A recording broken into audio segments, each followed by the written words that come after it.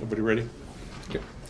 So we're here today, a couple things. We're doing something a little different this year with the conclusion of the Balloon Fiesta. Obviously, the folks at the Balloon Fiesta will have their post-Fiesta news conference coming up with official statistics and that sort of thing. But the mayor and the chief really wanted to thank officers for their specific roles in keeping the city safe. And I'll let them talk a little bit about that.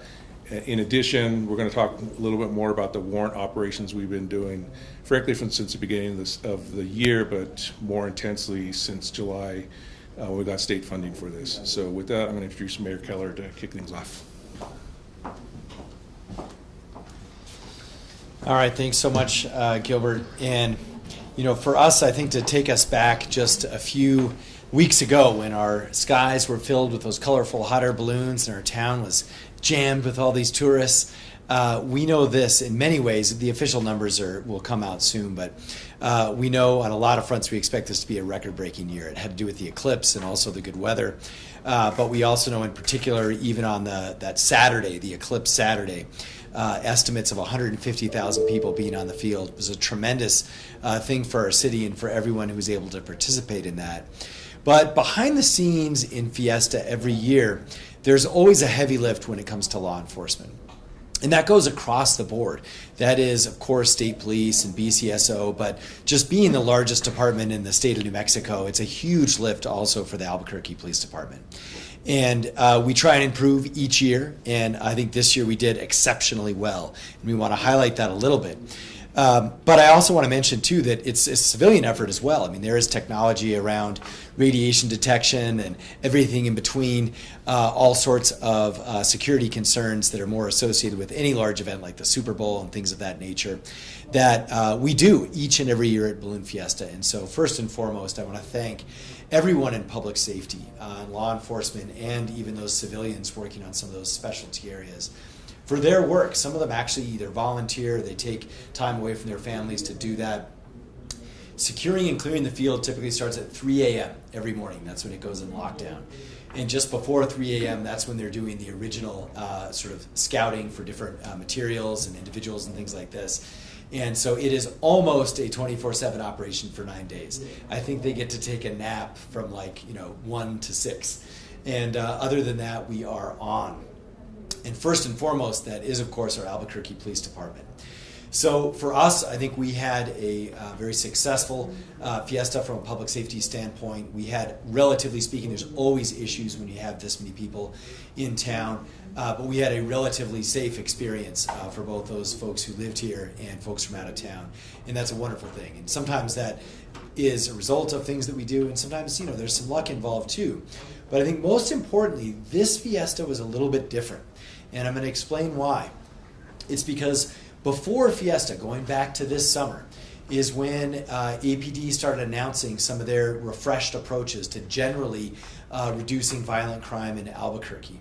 So what we saw is really just a couple of weeks in October as part of a general 6-month trend and focus that the police department has, and they're going to be reiterating with you here today. Now, for us, this has involved a couple of different things. Number one, it's the use of technology. We're going to talk about that, and folks have heard our emphasis on license plate readers and on ShotSpotter and on cameras, even our helicopter, all the technology that we use that actually catches violent criminals and puts them behind bars. That is very different than what we had just a couple of years ago. We also are leaning heavily on civilianization, and that has to do with our community safety department and the fact that we're sending social workers out to calls that don't require officers. So it frees up officers to take violent crime calls or to work overtime at the Balloon Fiesta and everything else that they do. But the other aspect is focus. So the chief and our officers are going to talk to you about what they're continuing to do on warrants and on central and on retail theft. These are the 3 focus areas for the Albuquerque Police Department. And that has nothing to do with Balloon Fiesta. That is what they've been focusing on since we got the additional warrant funding this summer. So what we'll share with you today, too, is that our warrant apprehension numbers or serving warrants are way up from past years, and that is awesome. And we're going to show you that on a month-to-month basis, we are getting more people off our streets to the tune of sometimes 10% a month, all the way up to 30% in some months. And again, Balloon Fiesta was part of this, which is a good thing. but we want to let everyone in the city know that this is an ongoing effort. That even includes small things like some of the work we're doing around medians and pedestrian safety in some of our busiest intersections. APD is very focused on these three key areas, and we believe it's starting to show. Because as you've seen in our monthly crime stats, while no one is declaring anything in particular other than the facts, which are that our crime numbers, most of them, are going down. And this is the first time we have seen that in many years, actually. So while some are still going up, most of them are going down, and we believe it's because of this approach and the hard work of the men and women at Albuquerque Police Department. So, with more on this, let's hand it over to our Chief of Police, Harold Medina. Chief. Thank you, Mayor. I just want to first start by saying thank you to the families of all of the men and women who work for the Albuquerque Police Department. During Fiesta Week, 9 grueling days, families generally lose touch of their loved ones while they devote so much time to ensure that everybody at Balloon Fiesta Park or visiting the city is safe. I recently spoke to several chiefs from large agencies, and they talked about how they sometimes manage anywhere from 8 to 12 NFL football games over the course of the fall. And they were shocked when I said our officers manage the equivalent of 16 NFL football games over the course of 9 days. And that's truly impressive what our officers do each and every day, but it wouldn't happen without strong leadership. And that's why I think it's important we recognize Deputy Commander Matt Schmidt for all of his work, Commander Gerard Bartlett, Commander Benito Martinez with traffic, and Commander Shane Todd and all of their units in the tactical section. Because each and every day, like Mayor stated, these units are out. I went out one morning, 4 o'clock in the morning, and took them breakfast, and they're already up and ready to go. And they probably worked till past 10 o'clock the day before, getting home and getting equipment ready for the next day. So our officers put in a lot of work to ensure the city is safe. They put in a lot of work to make sure that people are visiting the city, hotels, and typically we see a lot of reduced crime during Balloon Fiesta Week, but this is something we've been working for during the whole course of the year. As Mayor stated, we have put a big emphasis over the past several months on shoplifting and individuals who are committing retail crime. We put a large emphasis in cleaning up Central and cleaning up our roadways. We may have just started Central a few weeks ago, but if you think about it, earlier in the summer, we started clearing up medians from individuals who were causing safety concerns and the possibility of traffic accidents, people out in the roadway. We will continue those through the course of the fall, but one of the big emphasis we put is on individuals who have felony warrants. I worked the streets of Albuquerque for 14 years. The vast majority of those 14 years were done on Graveyard. And one of the things that I learned over the course of those 14 years is every single time it seemed that I took an individual into custody for committing a felony crime such as a burglary and auto theft, as that person sat in my back seat and I identified him and I ran him on my computer, I found that individual had felony warrants to begin with and should have been in jail to begin with. In fall of 2022, Mayor Keller asked myself and several deputy chiefs to join him for an evening of problem solving at a local community center. And as we were sitting there, Mayor asked, what's the number one thing we could do to get help? And we talked about warrants.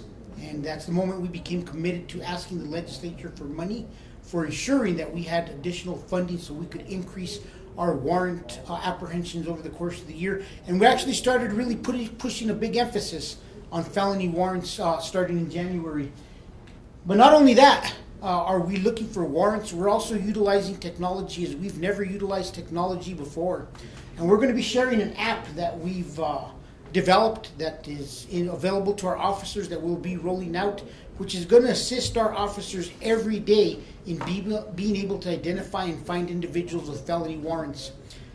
For me, this is groundbreaking. Years ago, as an officer, I remember coming down to downtown and you went to warrants and they printed you these sheets of paper, and I see some of the older officers nodding their heads in here. And these sheets of paper are alphabetical, and we checked off and we highlighted names and we drove by addresses, and that was advanced technology to us years ago. And what our officers have at their fingertips today is nothing but impressive. And I'll ask Deputy Chief Griego if he could kind of show. As you look on the map, there'd be individuals who you can see may be involved in it. The map is basically showing where our warrants are, and JJ will hit one, and every officer could pull this up in their car. I don't know, Mayor wants to come over here and poke on one of those. I know. Good job, Chief. I was supposed to be it. Oh, Is it touchscreen or mouse? is it touchscreen? Okay, yeah, go ahead. So this is the technology that we brought to our officers, and this is how they'll be able to pull this up from their vehicles. This wouldn't be possible without the huge investment in technology from the mayor and city council and everybody who's helped supported us over the past several years. But you could see as individuals are on the screen that they're able to, our officers are quickly able to navigate to see where they could find an individual who has a felony warrant. And as they're driving through neighborhoods, this will enable them to be able to really find these individuals.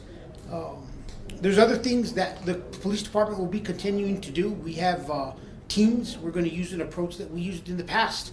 When I was a sergeant with the police department and our party patrol unit worked, we developed our own teams. Sergeants were designated to have a team that was ready to go out. We're implementing that same process in the weeks to come with warrants, where sergeants will be responsible for developing a team of their own officers, and they will go out on overtime shifts and they will look to apprehend more individuals for warrants. Are you going to finish? I already stole this from the mayor. He'll yell at me later about it, but it's all right. You got to forgive me. One of the things that we got to recognize that, you go back one. One of the things that we have to talk about is like the amount of warrants that we are clearing. This is both felony and misdemeanor warrants, but in January of 2022, you could see we had 355 warrants cleared that month. If you look how we've increased it by over 100 in January of 2022 as we started to put an emphasis. But if you look, we're consistently somewhere around 320 to 450 at the most during the course of all of 2022. And you can see in May, June, July, August, September, where we've really increased that average of somewhere where it was, like I said, 320 to 450. Like we're in the 590s, 560. When people ask why crime is being reduced, it's simple. We've released statistics earlier this week, and it goes back to that principle. A lot of people we arrest should have been behind bars in the first place. But it's not just a process of us arresting individuals on these felony cases. We're also looking to see how we could more successfully keep these people in custody.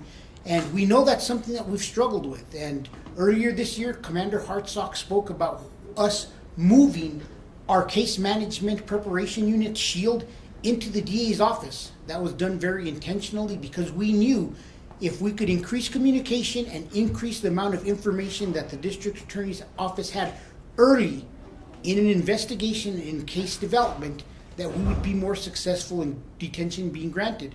We've seen an increase in the amount of cases where detention is being sought because prosecutors have better information from the very beginning from our case preparation specialists, all the way through detention increases being granted because now prosecutors and judges have a more clearer picture of the individual that is standing before them and understands their background of who and what type of criminal activity they've been involved in the past. So there's been a lot of process, there's been a lot of thought put into how we're going to get today, and it's more than just arresting individuals and warrants. It's about putting a big puzzle together and getting all the pieces to match one another and making sure that we're supporting all the other entities in the criminal justice system. Mayor Keller through MCI stated that we need to get the system to work together, and this is our way of making sure that the system is able to work together. Chief, let me show one. Go ahead. So when you look at this, like you kind of see how the red lines, right? The older year, the last year, you kind of saw this evenness, and there was this buildup, kind of in the fall. And look, this was for a couple of reasons. I mean, Balloon Fiesta happens to happen in October, but also it's usually at the end of the year is we're going in there. Everyone says like, oh, there's this buildup of warrants, we need to go do that and so forth. This was also part of what Chief said at that town hall. He said like, we need to do this every month. And so that's why you see this year a much more consistent arrest rate, right? So it has nothing to do with the time of year.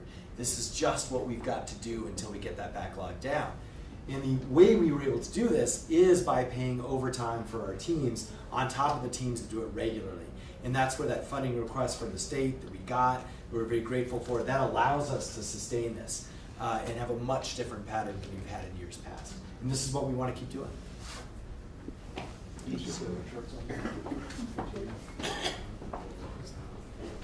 don't know if the other one's on there. Do we have another one? There is one other chart if we're able to find it. If not, we'll get it out to the media. It just shows the amount of work that the Albuquerque Police Department does. And I think it's, we're able to find it? You're not able to find it? We'll get it out to the media, but the Albuquerque Police Department has been responsible for almost 7,000 arrests year to date in the metro area. The nearest agency was, Eric, do you remember? I have the number with me. 2,000? Somewhere around the 2,000 mark was the Sheriff's Department. And these are individuals that have been processed through the PTC.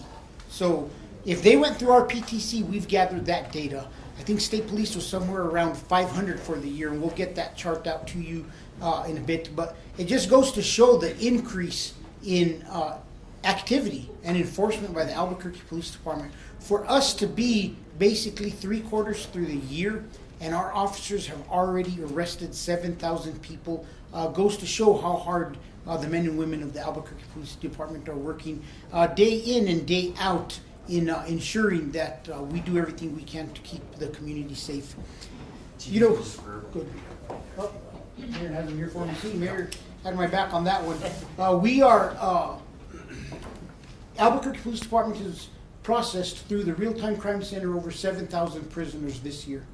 The Sheriff's Department somewhere a little bit right around 1309, New Mexico State Police 432, UNMPD 61, Isleta PD 102 people, Sandia PD 64 people, probation and parole 194.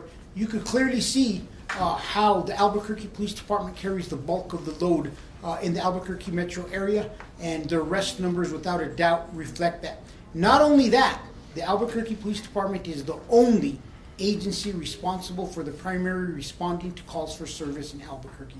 There is nobody else helping us.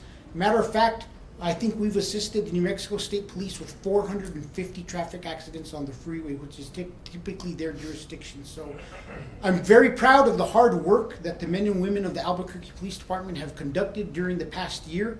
I think our community should be proud of the efforts that they go in and they put each and every day. As you see the amount of arrests that our officers are responsible for, understanding that they're working under a settlement agreement with the Department of Justice, which other departments are not working under, it is amazing what our officers are accomplishing each and every day. And they deserve the recognition and the praise for everything that they're doing to keep Albuquerque safe.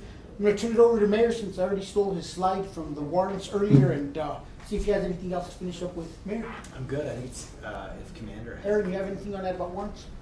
Commander Jones is primarily the person who tracks the warrants and all the information for us, and he could talk about warrants that we're trying to get approved, some of the approval process through the DA's office, so that we know those cases are ready for full prosecution, and how we're focusing on those, and how we'll be sending additional cases over, and what the numbers look like. Hey, good afternoon. My name is Aaron Jones. I'm commander here, and I work in the Investigative Services Division normally. As far as warrants go, really the conversation was we have a very high number of warrants, and we want to be able to filter those down to getting the worst of the worst off the street, and also getting prosecution cases through prosecution, successful prosecution, excuse me. And so whenever the DA's office is looking at who we want to focus on, we're looking at the ability for them to prosecute those cases. Those cases, like Chief had mentioned, with the SHIELD unit being at the DA's office. We want to take a similar approach in looking at our outstanding wanted felony offenders in the city of Albuquerque. And so the DA's office will vet that list of individuals, and we will focus on apprehending them along with all the other outstanding felony warrants. And what Deputy Chief Garrego's team came up with, which is what you guys see here on the smart board, is what's allowing the officers to, it puts the technology at their fingertips inside their vehicles. And I think, correct me if I'm wrong, DC, but even on their cell phones, they could access this as well. So getting the right technology, Chief had mentioned under this administration, technology has been one of the frameworks of getting the technology to the officers. And you can see that case in point with this particular warrant database, where officers can click on it and they can go after that the worst offender, the most wanted offenders, who are committing gun violence or violent crime in our city. So that's really been the focus, is we want to get the worst of the worst off the street, and we're using technology to assist in doing that. Anything else you want me to cover, Chief? No, just one thing is the DA's office has approved approximately, I believe, 450-ish, 500 warrants for us that they're ready to prosecute, and in 2 short months, the Albuquerque Police Department has already cleared about 172 of those. Of course, you know, we're not the only department working that, and hopefully some of our other departments in the region are also having as much success and are able to take as much individuals into custody. It doesn't mean we only focus on those 500, like the numbers we've shown. If you have a felony warrant, we're interested in your location and we're interested in taking you to jail. With that, I think we could, here's our numbers. You can see January through October, the number of individuals who were transported for APD and other agencies from the Prisoner Transport Center. And, you know, once again, like I said, our officers are working hard. Each and every day they're out there making sure that they're taking as many individuals to jail as possible. And you can see how throughout the whole year, like Mayor stated, our numbers are high. That is something we recognized in our meeting together, that we had to make this a year-round effort. And I'm happy to look at this and see that it has been a year-round effort, and the numbers in August and September are no higher than any other months. And matter of fact, there's other months that have been higher. One of the interesting things, though, because I get numbers every week from Deputy Chief Brown, when you look at June, July, you look at some of our most busiest months, we identified that right away. And Deputy Chief Brown went back and he spoke to his people to see what was going on and why those numbers were lower than the other months. And those are busy months. Those are our most busy months of the year, and our officers are busy, tied up on a lot of different calls. But we've noticed as we see certain crimes go down, like homicides, our officers free up more time. They're more able to get out there and be more proactive. And of course, the overtime opportunities are adding to that. Anything else, Mayor? Notice on average, that's about 100 higher per month. So we're getting 100 people per month off the street than we did last year on average. Questions? Yes, sir. How does this warrant roundup assist with the city's goal to start cleaning up along Central Avenue specifically? We're finding, last week I believe the numbers of last week was a warrant operation. A lot of it focused on attack plan with officers dealing with a lot of individuals on homeless still, unhoused on Central. And we're seeing that every time we do an operation on Central, that there are a number, I think one operation netted 40 individuals who had 29 individuals who had felony warrants that were cleared. I think that was a press conference 2 weeks ago out in Louisiana. I think the number was 29 of those individuals. So there's a lot of individuals who are unhoused, who are living on our streets, who have felony warrants out for their arrest. And by us getting them off the street, it assists us. We know we have drug dealers who have warrants out for their arrest. By getting them off the street, it slows down the flow of fentanyl, which is overtaking this country, to some of our populations on Central. So there's a lot of different ways that the felony warrants, they help Central. We know that there's individuals with felony warrants that are frequent shoplifters. It helps shoplifting. We know there's people with felony warrants that are prolific auto theft offenders. It helps auto theft. This helps every crime within the city. If there are 2 key crimes that I'd like to point out in this city, auto theft. Everybody in a stolen car, everybody who's going to commit some kind of crime in Albuquerque loves to steal a car to do it. And number 2, individuals with felony warrants are out committing further crime until they get caught. Yes, sir. What's the alcohol and what's the cost to the taxpayers? I'm not too worried about the cost, because I'm more worried about this city being safe, and we have great funding. But somebody could argue with me. JJ's the guy that could tell us all about this. JJ, it's all yours. So the application is called Peregrine, and I'd have to get back with you on the cost. It's not just the app, though, that's our system. Peregrine system. Yeah, it's a system that does a lot of different things for us. It pulls data in from all the different locations. It helps us organize cases. It does a lot for us. Yes? Out of all the arrests you guys have made, how many of those individuals are still staying in jail? You know, that's a tough question for us. I wish it was as easy as us pushing a button, but it's not. It's a matter of us building the right systems. Is that a system we'd like to work to at some point in time? Yes. But we don't have the system that could readily tell us this many individuals were kept in jail One thing we do keep track of is average jail population, and we know that in the last year, the average jail population has increased by approximately 400. I think the Journal did a story about it this weekend and the effects it's having. So we know that other areas are starting to say that they're also starting to see the increase of individuals who are being taken into custody.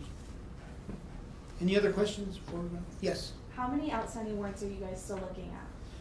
We're looking at all of them still. To me, we're still looking at all of them. The DA's office and everybody's going to say we're looking at 2,000 or 570, whatever the number is right now, that we're trying to apprehend that we could get ready to prosecute. But every warrant, and one of the frustrations is, Deputy Chief Griego can explain it a little bit, but we have so many warrants being cleared, but we also have so many more warrants coming into the system.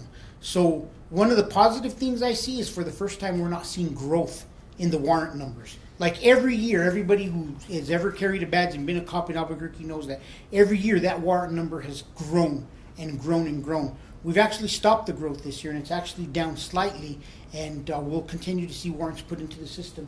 JJ, did you have the historical? I don't have the numbers with me. JJ we could get some numbers later on that. Any other questions? Yes, sir. Off topic, is there an update on the pedestrian versus vehicle crash that happened yesterday? Gilbert could probably give you an update after. I know they told me about it yesterday, but we were extremely busy, and I just never got another update on it. I apologize. Matter of fact, I owe a community member an update. I'm glad you brought that up. When it comes to cleaning up the quarter, there was a lot of things that made it so important, especially like big businesses like Walgreens and Walmart having to shut down. What are you guys doing to bring those businesses back? The first thing I'm going to say is Walmart has closed stores across the country. So I'm not going to buy into the fact that Walmart closed this store because of crime. I am an Albuquerque resident, and I know this much, that store had sale problems to begin with, because every time my wife wants to find something on clearance, we went because it was available at the Walmart at 301 Zuni, that it hadn't sold. So the store had sale issues to begin with, so I'm not going to blame it on crime. But I hope that other businesses are seeing that, number one, they need to be responsible. We want businesses to be responsible and be part of the solution. We did a press conference last week where we had retail crime very involved with us, assisting us, and helped us take 190 people to jail. But the other thing is we also need them to understand that when there is crime, they need to report it. And we hope that by cleaning up Central, it will ensure that Central flourishes. I'm a firm believer, Mayor's taught me this, like if this city is going to grow, we need to grow Central Boulevard and all the businesses above it, especially in the Nob Hill and downtown area. And I think that's why Mayor made sure that the first thing when I was the chief of the field in 2018 was he developed a public safety district downtown to ensure that downtown got the resources necessary. So yes, we recognize downtown Central Boulevard is important, and we hope that our work we are doing will continue to make it a place that attracts individuals to frequent in a positive way. Yes, sir. Can you just speak on the technology? I know it's an app for the police department, but as a big place like the Balloon Fiesta with all the cell phones and everything going on prepared for next year, is there going to be a new tower? Can you talk about how the Wi-Fi or the system, the 5G is going to be bigger there, easier for the actual app to work? I'm going to put Matt Schmidt on the hot seat here, and he can explain a little bit about Balloon Fiestas and what we saw. But the city did do one thing we did good this year is we had a new way of communicating with everybody in the park after the debacle from a couple years ago. So that was a positive step we took forward, and I'll let Matt cover the balloons next year. Thanks, Chief. Specifically speaking about the cellular usage surrounding Balloon Fiesta Park, we do bring in every year what we call the Cow and the Colt, which is a cellular on light trailer, which does increase the bandwidth that we have available specifically during Balloon Fiesta. That is utilized more by public safety, so if there is an emergency, we're still able to communicate with people, but it does increase the bandwidth for your average citizen that is visiting the park. So, Chief, did you have anything else you wanted to speak to? All right. Any other questions? Not, he's going to run out the back door. Thank you guys. Have a good day. Be safe.